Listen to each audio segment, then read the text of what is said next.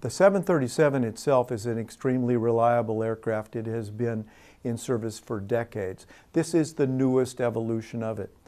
Whenever you have a new change or a new aircraft or a substantially different model, as in this case, the engines are different to get a more economical fuel burn, and they are moved forward, changing the weight and balance of the aircraft.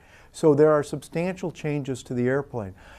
Whenever you get this, there are often issues that come up that are unanticipated, and if they must be dealt with immediately and significantly, the FAA will issue an airworthiness directive.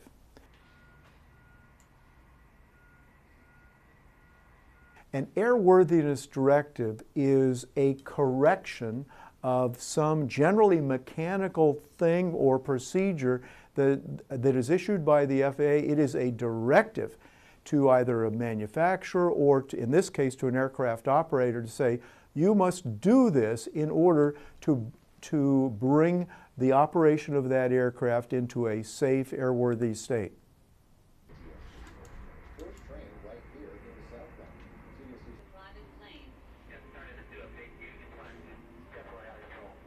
Each country who has, let's say, gone out with an order to ground the aircraft, each country, or the authority of the country, knows their own circumstances and has to make their own prudent judgments. So if you were a country and you didn't know whether the airlines in your country had received the airworthiness directive, had trained the airworthiness directive, and it was being implemented, that would be a prudent thing to do.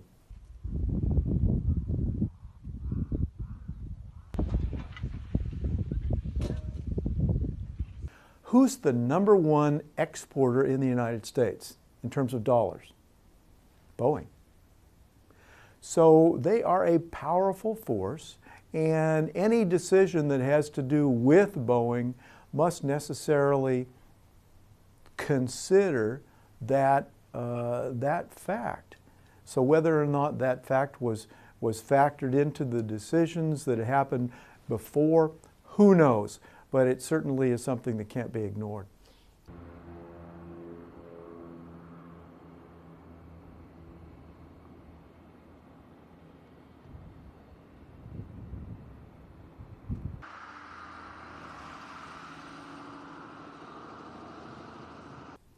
It's always more than one. It's never one thing. It's always a multiple combination of factors that lead to a catastrophic accident like this.